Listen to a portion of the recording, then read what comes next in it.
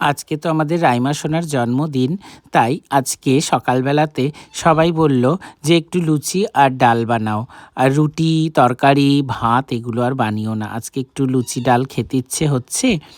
তো আমি বললাম যে ঠিক আছে, আমি রান্নাঘরে গিয়ে তাহলে আজকে লুচি আর ডাল বানিয়ে ফেলি। তো এখন কিছুদিন হয়েছে কি ময়দা দিয়ে না আর লুচি বানাই না, আর লুচির মধ্যে না আমি এখন ময়মও দেই না। তেল দাও, নুন দাও, চিনি দাও, দিয়ে ভালো করে ময়াম দিয়ে ময়দা মাখো, এগুলো আমি এখন আর করিও না। শুধু আটাটা যেমন রুটির মাখে ওরকম মেখে লুচি করে নিই। দারুণ লুচি হয়, লুচি হেভি ফোলে। তোমাদেরকে আজকে দেখাবো, দেখো। তো আমি কি করেছি, ছোলার ডালটা ভালো করে ধুয়ে নিয়েছি, ধুয়ে কুকারে 2টো সিটি দিয়েছি। ছোলার ডালটা পুরোপুরি সেদ্ধ হয়নি, তখন ওই অবস্থায় কিছুটা আলু ওই চৌকো চৌকো ছোটো ছোটো কিউব কিউব করে কেটে রেখেছিলাম, যেমন আলু পোস্তর জন্য কাটে, ওটা দিয়ে দিয়েছি। দিয়ে আবার 2টো সিটি দিয়ে নেব, দিয়ে প্রায় নাবিয়ে রেখে দেবো কুকার ধরে। তারপরে ওটা ফোড়ন দিয়ে নেব। আটা মেখে নিয়েছি, এখন লুচির জন্য লেচিগুলো কেটে নিচ্ছি ভালো করে।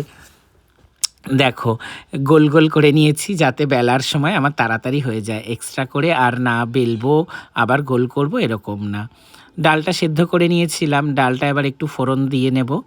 আমি ফোড়নে দিয়েছি তেজপাতা, শুকনো লঙ্কা আর গোটা গরম মশলা, আর দিলাম এদিকে একটু আদা বাটা আর কাঁচা লঙ্কা বাটা। আর ছোলার ডালে কিশমিশ কাজু দিলে আমাদের খুবই ভালো লাগে, কাজুটা দেইনি, ঘরে অল্প কটা কাজু রয়েছে, আবার পায়েসে দেব, ওই জন্য আর দেইনি, শুধু এই কিশমিশ দিলাম।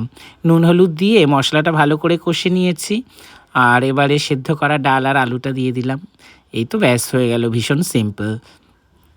নাবানোর আগে একটু ওই ঘি গরম মশলা দেবো, একটু চিনি দিলাম, একটু মিষ্টি মিষ্টি হলে ভালো লাগে ছোলার ডাল লুচি দিয়ে খেতে। গরম মশলা বাটা আর ঘি দিয়ে নিলাম, ব্যাস ডাল রেডি হয়ে গেছে। এবারে ডাল নাবিয়ে নেব। ছোলার ডাল করতে বেশি সময় লাগে না, খুবই সোজা রেসিপি।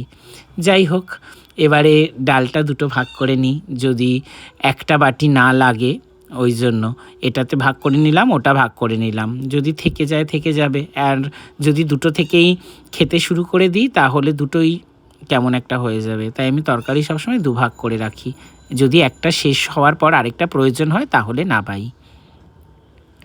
এই দেখো, আটাটা আমি প্লেন মেখেছি জল দিয়ে, গরম জলও দেইনি, ঠান্ডা জলই দিয়েছি। আর এমনি এই যে একটুখানি তেল দিয়ে বেলে নিচ্ছি। যেহেতু আমি একা একা করছি, তাই আমি কয়েকটা লুচি আগে বেলে নেব।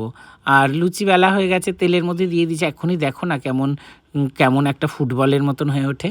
এই দেখো কেমন ফুটবলের মতন হয়ে উঠেছে, কোনো রকম ময়ম দেইনি, কিচ্ছু দেইনি। আর এত নরম হয় লুচিটা, খেতে এত ভালো লাগে, আর হজমও হয়ে যায়, হজমের কোনো সমস্যা হয় না। এই জন্য এখন আটা দিয়ে লুচি করা শুরু করেছি। তোমরাও কিন্তু আটা দিয়ে লুচি করে খেয়ে দেখতে পারো। তবে বিশেষ কিছু দিনে পুজো টুজো থাকলে বা বাড়িতে কেউ আসলে তখন কিন্তু ময়দা দিয়েই করে দিই, তাদের আর আটার লুচি খাওয়াই না। কিন্তু নিজেদের খাওয়ার জন্য কিন্তু আটার লুচি বেস্ট, তোমরা কিন্তু ট্রাই করো, কেমন?